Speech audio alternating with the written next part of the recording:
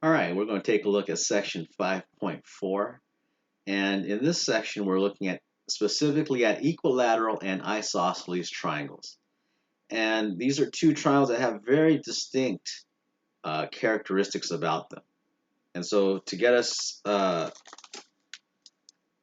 understanding these triangles, let's take a look at our first term right here, which happens to be about the legs. Now, legs right here are specifically used for isosceles triangles, and we'll go ahead and just say these two sides right here happen to be legs. The third side is not a leg. Now, the reason why we're not calling it a leg is because we're going to use the term legs mostly in an isosceles triangle. Because they have, in an isosceles triangle, to get ahead of myself, we have two sides that happen to be congruent. And we'll call those the legs. Okay, so we were not going to call all parts of the triangle legs. We will just say that these are the legs. And then what ends up happening is that this part right here down below, the third side, we'll call that the base. All right, so now that we know what the legs and the base happens to be, because this is the base right here, we actually call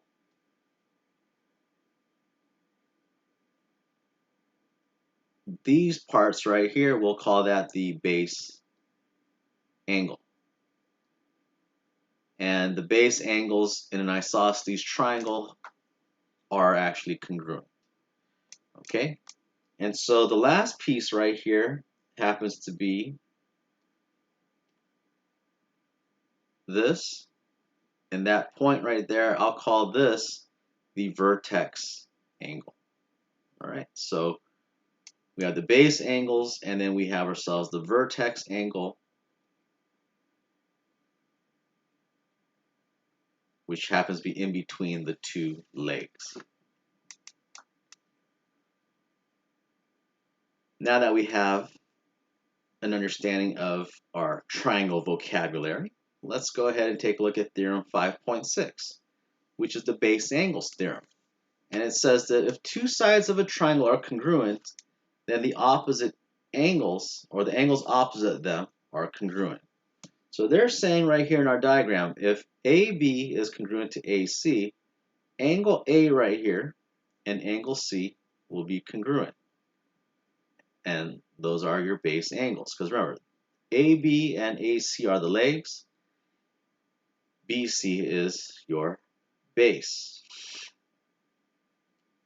So when we take a look at 5.7, the converse of the base angles theorem, what they tell us is that we know that based on the diagram or what might be given is that angle B and angle C are congruent. So the sides opposite of angle B, which is AC, is going to be congruent to the side opposite of angle C, which is AB. And so therefore I know that those two sides are congruent because the angles opposite of them are congruent as well. Now, this only applies, however, to these specific triangles of only applies to triangles. Okay, you cannot apply this to many other polygons. Okay, let's take a look at the corollary, 5.2. So in the corollary to the base angles theorem, it's saying that if a triangle is equilateral, then it's equiangular. So I've tried telling you guys this before, is that, look, if my triangle is equilateral, meaning all sides are the same, remember, the size of the angle, or the length of the side, will dictate how big that angle is. The largest side of a triangle will have the largest angle opposite of it. So if all the sides are the same, then all the angles are going to be the same. And hopefully you realize that, look, remember, if there's 180 degrees that make up a triangle, if you divide it by 3, that means all these angles right here are 60 degrees. Okay, so if a triangle is equilateral, then it is equiangular. So all angles are 60. We take a look next up at corollary 5.3, the converse of the base angles theorem. So if I know the triangle is equiangular, so what they're saying is that if the triangle is like this, then all sides of my triangle are going to be congruent, equilateral.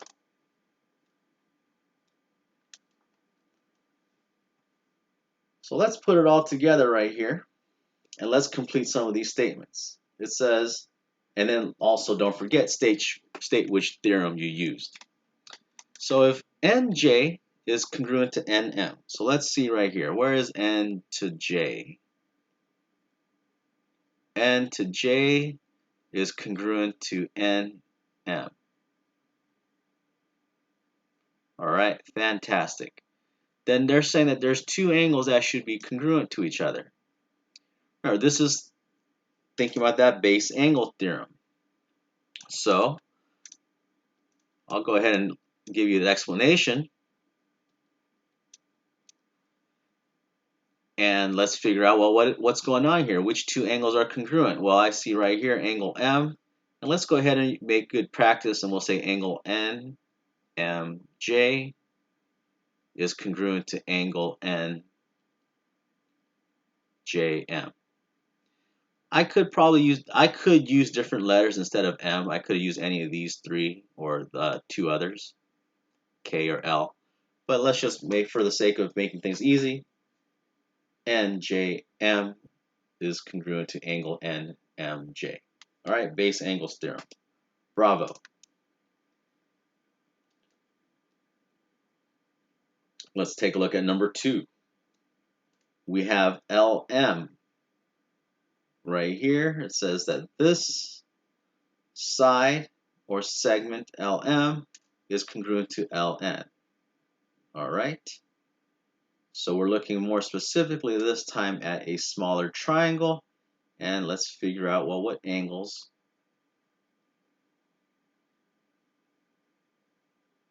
work well with that. Once again, looks like right here I've got base angles theorem as a reason, and let's go ahead and say that angle LMN is congruent to angle LNM. All right, these two base angles would be congruent to one another. Fantastic. Moving along to number 3, angle NKM. So we got NKM. So we're looking at this angle right here. It's congruent to angle NMK, which is this angle. So I got angles right here. These looks like to be base angles. And so the two legs that go along with it, reason, we got the converse to the base angles theorem. And I can go ahead and say which sides, and opposite of angle NKM is going to be angle or side or segment NM. And then that's going to be congruent to, over here, segment NK. All right. And then let's take a look at the last one at number 4. Angle LJN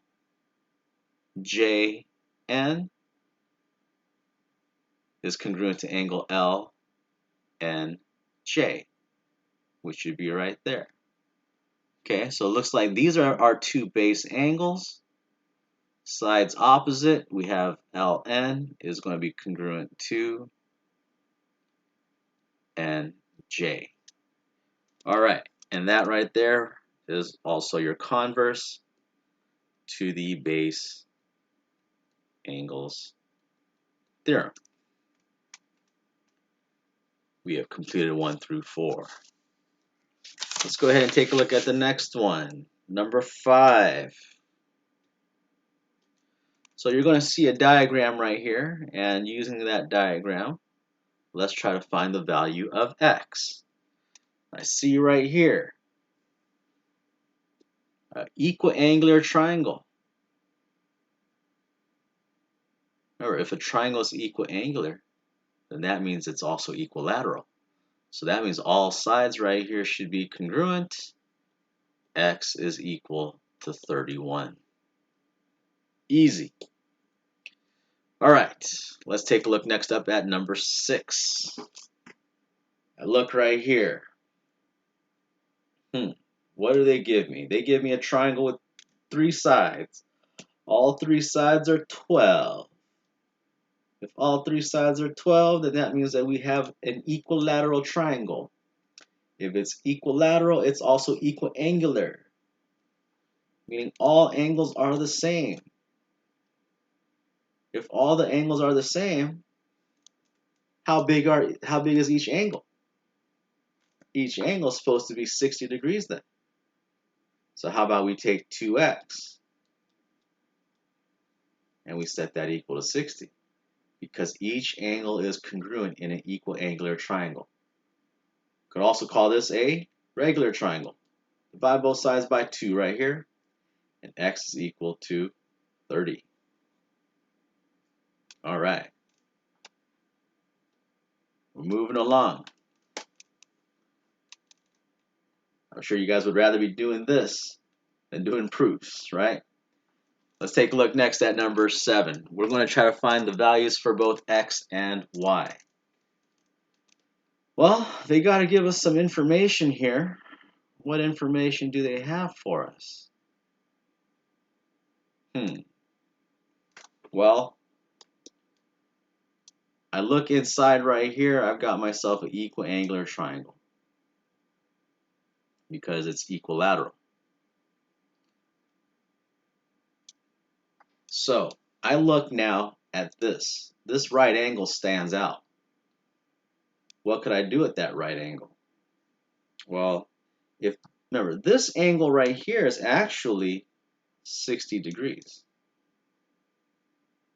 If this angle is 60 and this whole entire thing is 90, guess what? I just figured out that that angle right there has to be 30 degrees. 30 plus 60 equals 90. There you go. Now, what I could actually figure out right here happens to be the value of y. Because think about it. If I have 3 angles in a triangle, right? One of them is x, or sorry, one of them is 30. The other one is y. This angle right here is also y, right? Because they're congruent angles. So how about let's go ahead and remember, the interior of a triangle is equal to 180, and now I can go ahead and solve that out. How does it happen? Pretty amazing, right? So I got 2y plus 30 is equal to 180. We got 2y is equal to 150. And y is equal to, right here, 75. Now I can go ahead and figure out what x is. So how do I do that, you say? Well, let's go ahead. We got 75 minus 25, and that equals 50 right here. If this side is 50, guess what? We have ourselves an equilateral triangle, which tells us that this side right here is 50. And what type of a triangle do we have right here? Base angles congruent. That means the legs opposite of them are congruent as well. X is equal to 50. All comes together. I love it when a plan comes together. Maybe you watched A-Team there, and it's all working out. All right, let's see right here. Lastly, at number 8. I've got myself, let's see, an isosceles triangle. I've got myself an equilateral triangle as well.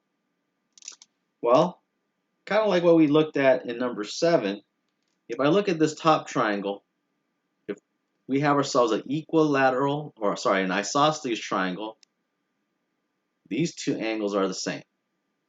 So how about let's see if we can figure out what x is. I got x plus x plus 40 is equal to 180. So let's simplify things out. I got 2x right there. I'll subtract 40 to both sides. And so 2x is equal to 140 degrees.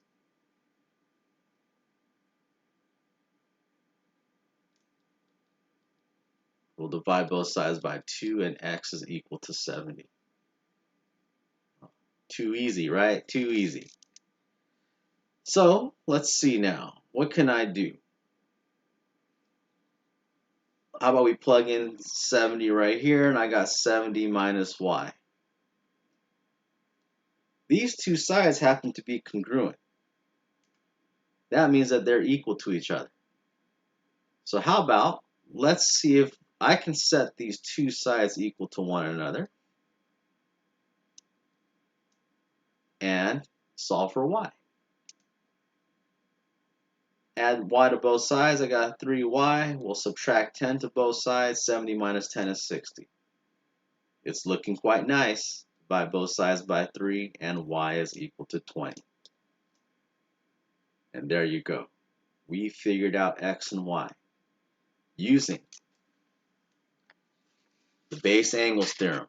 Okay, corollary to base angles theorem. Understanding right here, isosceles and equilateral and equiangular triangles. So hopefully you can go ahead and do that and finish up section 5.4.